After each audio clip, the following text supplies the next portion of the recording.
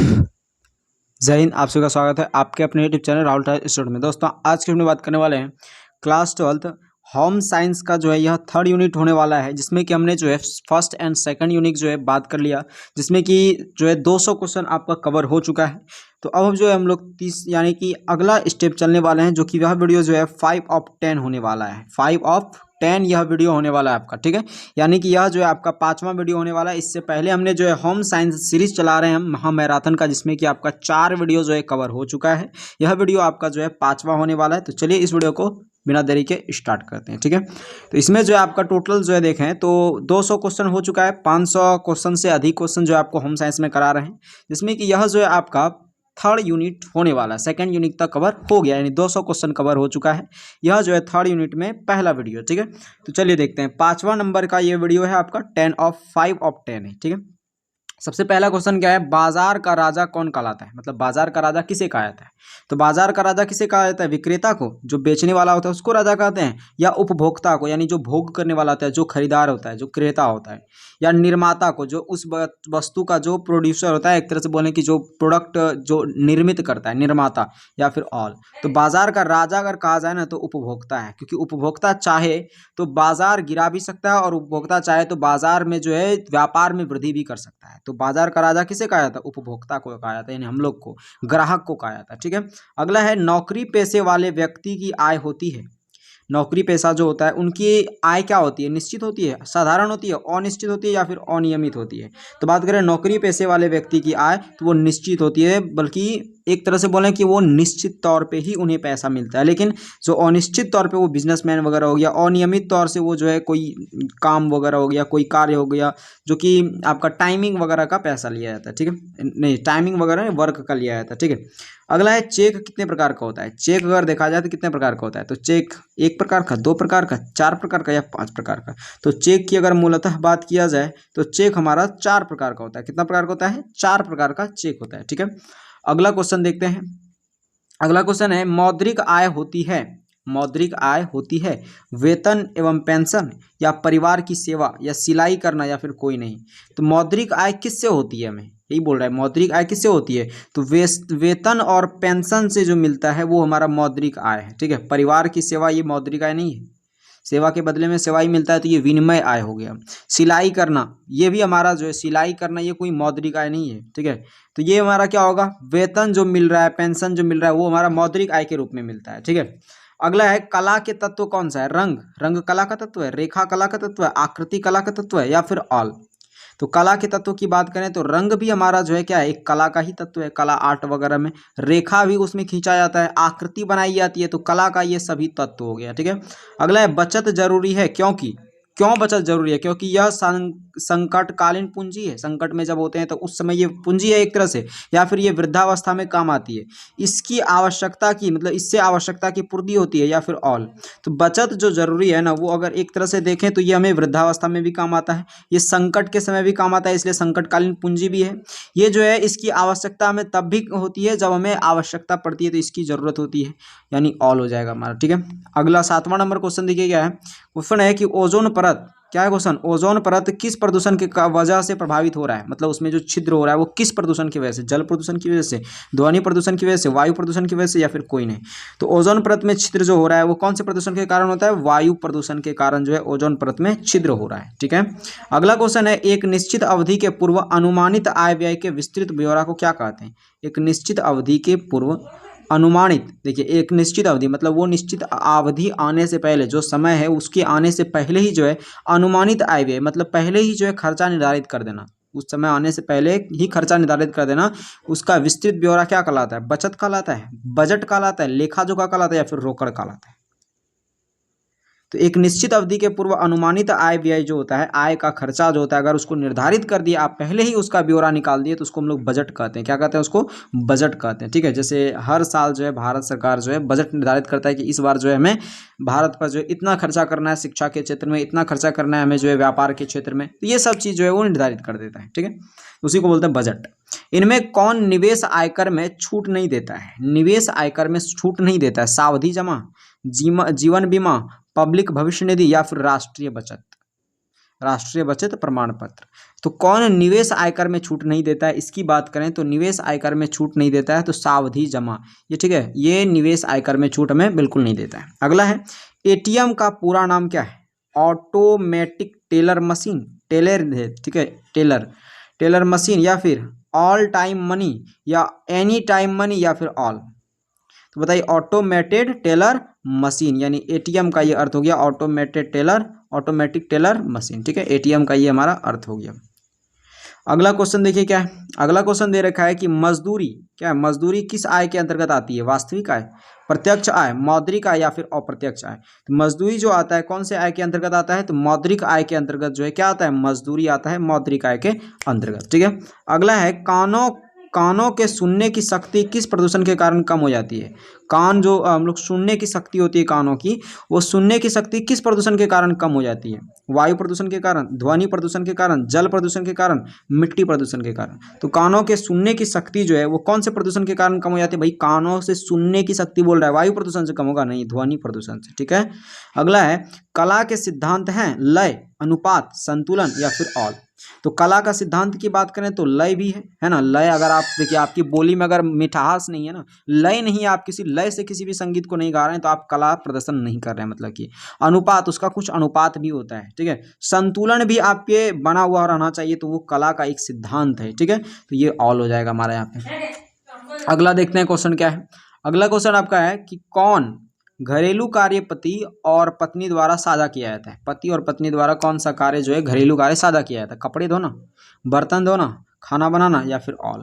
तो देखिए घरेलू कार्य जो है पति और पत्नी में जो साझा किया जाता है वो ऑल हो जाएगा, ठीक है, बर्तन धोना भी हो गया, खाना बनाना, कपड़े धोना, ये सब हो गया। अगला है EPO, सॉरी ये FPO है, क्या है ये FPO, ठीक है। FPO चिन्ह जो है कहाँ अंकित रहता है, FPO चिन्ह कहाँ अंकित रहता है, चावल और गेहूं पर, जैम जेली की पैकिंग पर, या फिर अंडे मछली पर, या फिर दूध पर। तो FPO की अगर बात करें ना, FPO इसकी अगर बात किया जाए तो ये कहाँ पे अंकित रहता है, तो ये जैम जेली की पैकिंग जो होती है ना, जैम जेली की पैकिंग, उस पर जो है FPO अंक, मतलब एक तरह से बोले चिन्हित रहता है, ठीक है। अगला क्वेश्चन देखिए क्या है, अगला क्वेश्चन है कि विश्व उपभोक्ता दिवस कब मनाया जाता है, विश्व उपभोक्ता दिवस कब मनाया जाता है, 15 जनवरी को, 15 फरवरी को, 15 मार्च को, या 15 अप्रैल को। तो विश्व उपभोक्ता दिवस की अगर बात करें तो 15 मार्च को जो है मनाया जाता है, कब, 15 मार्च को मनाया जाता है विश्व उपभोक्ता दिवस, ठीक है। विश्व उपभोक्ता दिवस कब मनाया जाता है, 15 मार्च को मनाया जाता है। अगला है बजट कितने प्रकार का होता है, क्या है बजट कितने प्रकार का होता है, 2 प्रकार का, 5 प्रकार का, 3 प्रकार का, या कोई नहीं। तो बजट की अगर बात करें तो बजट मूलतः जो है 3 प्रकार का होता है, ठीक है। अगला क्वेश्चन देखिए क्या है, डाकघर क्या है, डाकघर में खाता खोला जा सकता है, डाकघर में जो खाता खोला जा सकता है वो किस रूप में खोला जा सकता है, पूरे परिवार का संयुक्त खाता खोला जा सकता है, या एकल या फिर संयुक्त दोनों, या फिर मात्र व्यापारी वर्ग की खाता खोला जा सकता है, या फिर कोई नहीं। तो डाकघर में खाता खोलने की अगर बात हो तो डाकघर में जो है ना एकल या फिर संयुक्त दोनों रूप से खाता खोला जा सकता है, ठीक है, केवल व्यापारी वर्ग का नहीं बल्कि एकल या संयुक्त रूप से भी हम खाता खोल सकते हैं कहाँ पे, डाकघर में। अगला है धन तथा संपत्ति को माना जाता है क्या, मानवीय साधन, भौतिक साधन, आवश्यक साधन, या फिर हानिकारक साधन। तो धन और संपत्ति को जो माना जाने वाला साधन है वो क्या है हमारे अंतर्गत, तो धन और संपत्ति को हम लोग जो है भौतिक साधन मानते हैं, ये कोई और साधन नहीं है, ये भौतिक साधन है, इसे हम लोग देख पाते हैं, ठीक है, बाहर से ही इसे देख पाते हैं। अगला है कौन सा गैस, क्वेश्चन ध्यान से पढ़िए, बोल रहा है कौन सा गैस वायुमंडल को प्रदूषित करता है, ऑक्सीजन, कार्बन मोनोऑक्साइड, नाइट्रोजन, या फिर ऑल। तो वायुमंडल को जो एक तरह से बोलें कि प्रदूषित करने वाला अगर इसमें से गैस है तो वो कौन है हमारा, कार्बन मोनोऑक्साइड, जो कि धुआं में वगैरह, जैसे धुआं अगर पैनी वगैरह आप जला दिए तो उससे जो है जो धुआं उत्पन्न होता है उसी को बोलते हैं कार्बन मोनोऑक्साइड गैस। और आपको ये भी पता होना चाहिए कि कार्बन मोनोऑक्साइड गैस जो है ना वो ज़्यादा अट्रैक्ट करता है हमारी नाक, फटाक से उसको जो है ले लेता है, कार्बन मोनोऑक्साइड धुआं वगैरह जल्दी कैप्चर कर लेता है, ठीक है। अगला है भारत सरकार ने उपभोक्ता संरक्षण अधिनियम कब पारित किया था, भारत सरकार ने जो है उपभोक्ता संरक्षण अधिनियम कब पारित किया था, 24 दिसंबर 1986 को, 17 सितंबर 1962 को, या फिर 15 मार्च 1967 को, या 15 अप्रैल 1987 को। तो उपभोक्ता संरक्षण अधिनियम जो है भारत सरकार ने कब पारित किया था, भारत सरकार ने इसे जो है 24 दिसंबर 1986 ईस्वी को जो है भारत सरकार ने उपभोक्ता संरक्षण अधिनियम पारित किया था, ठीक है।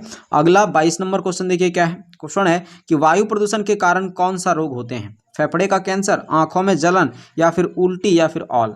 तो देखिए वायु प्रदूषण के कारण जो होने वाला रोग है इसमें फेफड़े का भी कैंसर हो सकता है, क्योंकि वही ज़्यादातर जो है ऐसे गंदा वायु अगर अंदर चला गया तो फेफड़ा जो है खराब हो सकता है, फेफड़े का कैंसर हो सकता है। आंख का जलन हो सकता है, क्योंकि अत्यधिक जो है बालुआई मिट्टी अगर उसमें है तो अगर वो चला गया आंख के अंदर तो जलन होगा। साथ साथ उल्टी भी हो सकता है, काफ़ी सारी सिचुएशन में उल्टी भी हो जाती है वायु प्रदूषण के कारण, है ना। जिससे देखिए वायु अगर धुआं वगैरह बहुत ज़्यादा अंदर चला गया, जमा हो गया, पूरा भर गया अंदर, तो एक तरह से उल्टी भी होने की संभावना होती है, या फिर ऑल इसमें हो जाएगा। ठीक है, इसका कारण हो सकता है ऑल। अगला क्वेश्चन देखिए क्या है। अगला क्वेश्चन है कि जिस बचत राशि पर ब्याज प्राप्त होता है उसे क्या कहते हैं। मतलब जिस बचत राशि पर हमें ब्याज मिलता है उसे क्या कहते हैं, व्यय। तो भाई व्यय मतलब खर्चा होता है। डाकघर नहीं, विनियोग या फिर जीवन बीमा। तो देखिए जिस बचत राशि पर हमें जो है क्या होता है, ब्याज प्राप्त होता है ना, जिस बचत राशि पर हमें ब्याज प्राप्त होता है उसको बोलते हैं विनियोग। क्या बोलते हैं उसको, विनियोग। विनियोग कहा जाता है। ठीक है, विनियोग उसे कहते हैं, यानी जिस बचत राशि पर ब्याज प्राप्त हो, क्या प्राप्त हो, ब्याज प्राप्त हो बचत राशि पर, उसको हम लोग कहते हैं विनियोग। अगला क्वेश्चन है पारिवारिक आय को कितने भागों में बांटा गया है। पारिवारिक आय जो है उसे कितने भागों में बांटा गया है। ठीक है, पारिवारिक आय को कितने भागों में बांटा गया है, 3 भागों में, 4 भागों में, 5 भागों में, या 2 भागों में। तो पारिवारिक आय को जो है कितने भागों में बांटा गया है, 3 भागों में बांटा गया है पारिवारिक आय को। ठीक है, अगला क्वेश्चन देखिए क्या है। अगला क्वेश्चन है कि विश्व बचत दिवस मनाया जाता है कब।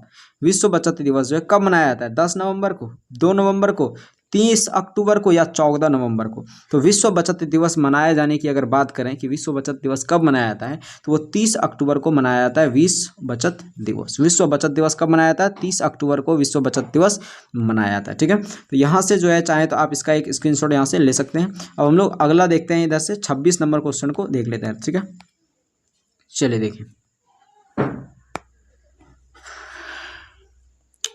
क्या है क्वेश्चन। क्वेश्चन दे रखा है कि ग्रामीण क्षेत्र में जल प्रदूषण का कारण क्या है। वनों की कटाई, कीटनाशक का प्रयोग, औद्योगिक कचरे को नदी में बहाना, या फिर कोई नहीं। तो देखिए ग्रामीण क्षेत्र में जल प्रदूषण का कारक कौन सा है ये पूछा गया है ना। तो ग्रामीण क्षेत्र में जल प्रदूषण का कारण पूछा गया है। तो बात करें ग्रामीण क्षेत्र में जल प्रदूषण का जो कारण है वो क्या है, औद्योगिकरण को नदीकरण में बहाना, नदी में बहाना। भाई ग्रामीण क्षेत्र में तो ये औद्योगिक चीज़ें होती ही नहीं है, औद्योगिक अवस्थाएं होती ही नहीं है। इसमें बात करें कौन सा है, वनों की कटाई, ज़्यादातर तो नहीं होता है गांव में। कीटनाशक का प्रयोग भी ज़्यादातर गांवों में नहीं होता है। तो ग्रामीण क्षेत्र में जल प्रदूषण का कारण अगर बोलें तो इसमें कोई नहीं हो जाएगा। क्या हो जाएगा, कोई नहीं। ठीक है, मेनली रूप से अगर देखें तो कोई नहीं होगा। लेकिन हाँ यहाँ पे अगर रहता कि शहरी क्षेत्र में जल प्रदूषण का कारण क्या है, तो यहाँ पे आंसर हम देते, क्या आंसर देते कि औद्योगिक कचरे को नदी में बहाना। ठीक है, यहाँ पे क्वेश्चन ही थोड़ा सा मिस है। यहाँ पे आपको क्या देना है, यहाँ पे देना है नगरी। ठीक है, नगरीय क्षेत्र में जल प्रदूषण का कारण क्या है, तो औद्योगिक कचरे को नदी में बहाना।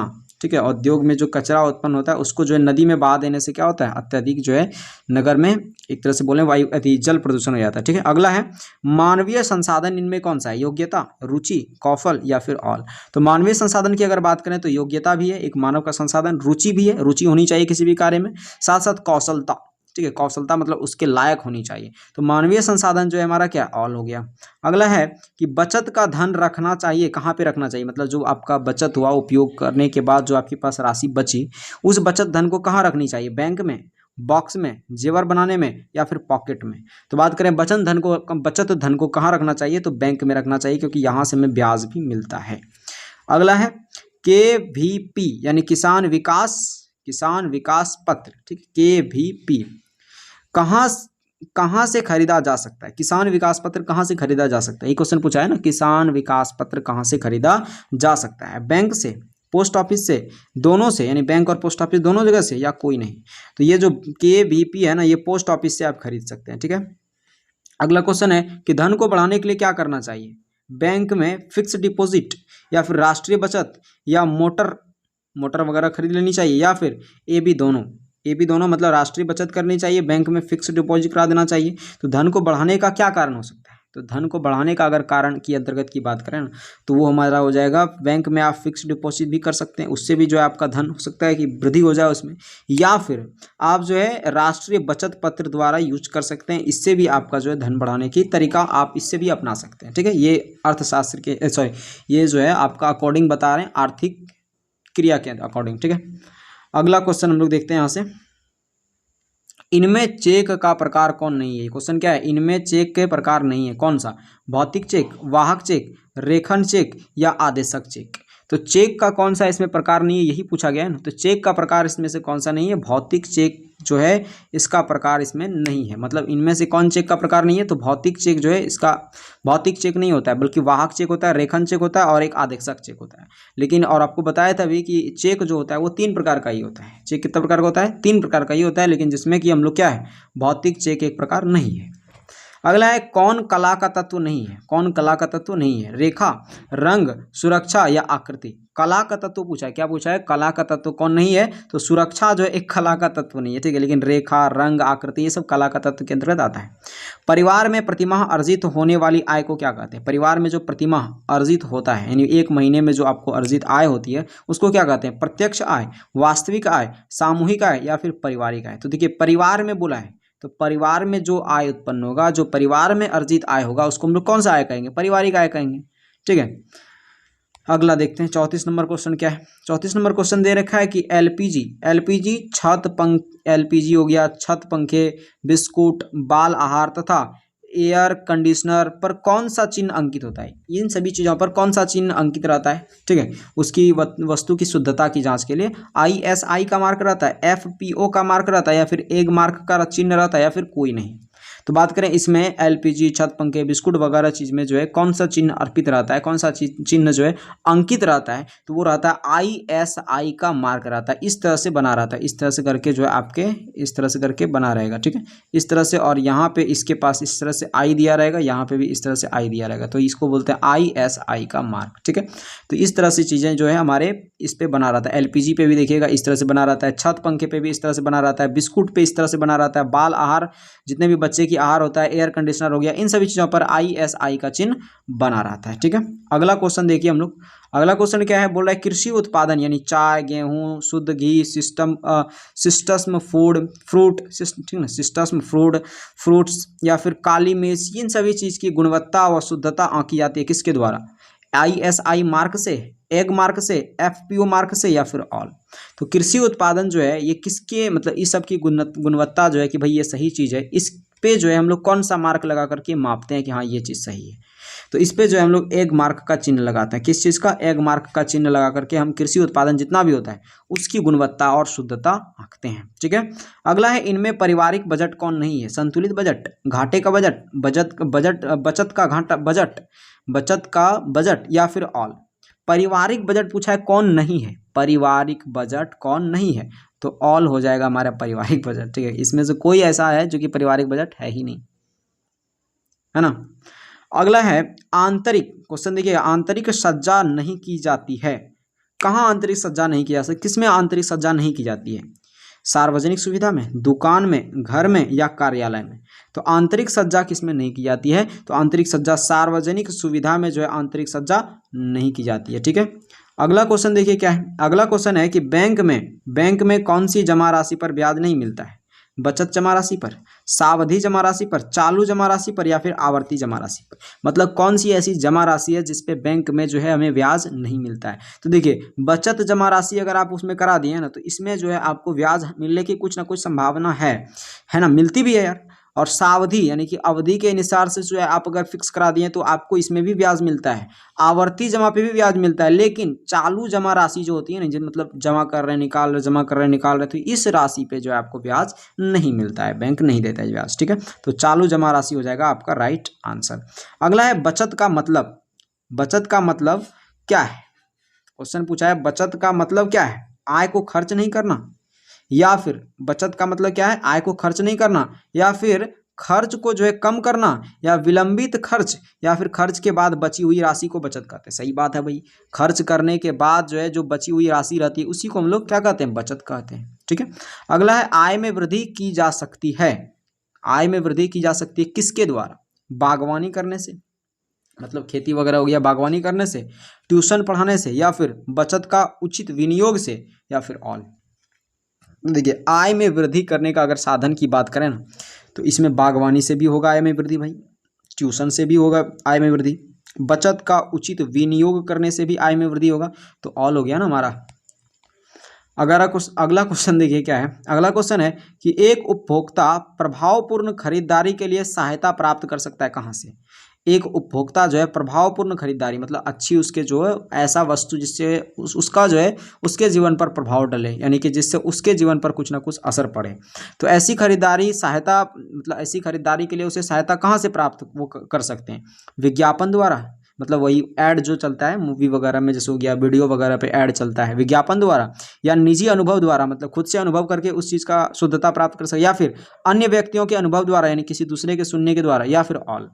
तो एक उपभोक्ता जो है प्रभावपूर्ण खरीदारी के लिए सहायता प्राप्त कहाँ कहाँ से कर सकता है भाई। तो बोले कहाँ कहाँ से कर सकता है ये प्राप्त। तो भाई हम जो है विज्ञापन देख करके भी प्राप्त करते हैं, खुद के अनुभव से भी सुनते हैं, या फिर कोई दूसरा अगर अनुभव किया है तो बता दे भाई हाँ हम ये वस्तु यूज किया बहुत अच्छा है, तो आप इसे यूज कर सकते हैं। तो ऑल हो जाएगा यहाँ पे हमारा, क्या हो जाएगा, ऑल हो जाएगा एक तरह से, ठीक है।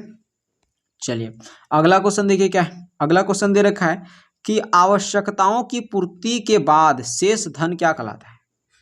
आवश्यकताओं की पूर्ति के बाद जो आपके पास जो बचा हुआ शेष धन है वो क्या कहलाएगा, बचत कहलाएगा, कंजूसी, व्यय कहलाएगा, या अज्ञानता। तो उसी को हम लोग बचत कहते हैं, कंजूसी नहीं कहते, ठीक है। किसान विकास पत्र खरीदना है कहाँ से। किसान विकास पत्र जो है कहाँ से खरीदना है, दुकान से, बैंक से, डाक खाने से, या फिर LIC से। किसान विकास पत्र कहाँ से खरीदनी है, किसान विकास पत्र बोल रहा है, ठीक है, किसान विकास पत्र बोल रहा है। तो कहाँ से खरीदनी है आपको, इसे क्वेश्चन शायद पीछे जो है रिपीट था, इसलिए ये क्या हो गया हमारा, डाक खाने से। डाक खाने से हम लोग किसान विकास पत्र खरीदते हैं। अगला क्वेश्चन है किस चेक की राशि का भुगतान नगद नहीं किया जाता है बल्कि व्यक्ति के नाम के खाते में जमा होता है। किस चेक की राशि का भुगतान जो है नगद नहीं होता है, मतलब तुरंत नगद नहीं होगा, लेकिन व्यक्ति के नाम के खाते में जमा होता है। किस चेक की राशि, खुला चेक, आदेशक चेक, या रेखांकित चेक, या फिर ऑल चेक का। तो बात करें कि किस चेक की राशि जो है ना वो उसका भुगतान जो है मतलब उसका खुला जो होता है ना, हम लोग छुट्टा करवाते हैं चेक, तो उसका जो है हम लोग नगद में नहीं देता, हाथाहाथी वो पैसा नहीं देता है। तो कौन सा चेक का हाथाहाथी पैसा नहीं देता है बल्कि उसके खुद के निजी बैंक में उस चीज़ का पैसा भेज दिया जाता है। कौन सा चेक है, तो भाई वो हमारा है रेखांकित चेक, ठीक है। ये हमारा क्या करता है, तो अपने खाते में जो है उस चीज़ के पैसे को भेज देता है, उसके पैसे को, ठीक है, चेक के पैसे को।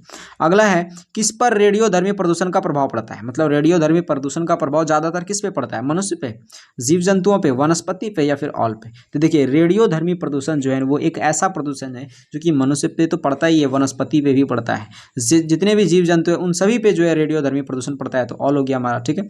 अगला क्वेश्चन देखिए क्या है।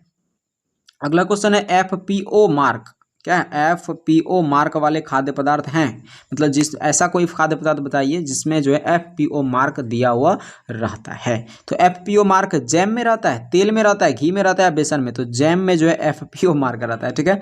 कृषि में कीटनाशकों, रसायनों तथा उर्वरकों की अधिक प्रयोग से कैसा प्रदूषण होता है। मतलब अगर देखिए कृषि में अगर ज़्यादातर कीटनाशक दे रहे हैं, रसायन ज़्यादा छिड़क रहे हैं, उर्वरक की अधिक प्रयोग कर रहे हैं, ठीक है, खाद वगैरह का अधिक प्रयोग कर रहे हैं, रासायनिक खादों का, तो इससे क्या हो सकता है, किसका क्या प्रभाव पड़ेगा, क्या प्रदूषण हो सकता है। तो मिट्टी प्रदूषण होगा, ध्वनि प्रदूषण, वायु प्रदूषण, या फिर कोई नहीं। तो बात करें इससे हमारा कौन सा प्रदूषण के अंतर्गत आएगा, तो ये हमारा मिट्टी प्रदूषण के अंतर्गत आएगा, यानी इससे हमारा मिट्टी प्रदूषण होगा, ठीक है।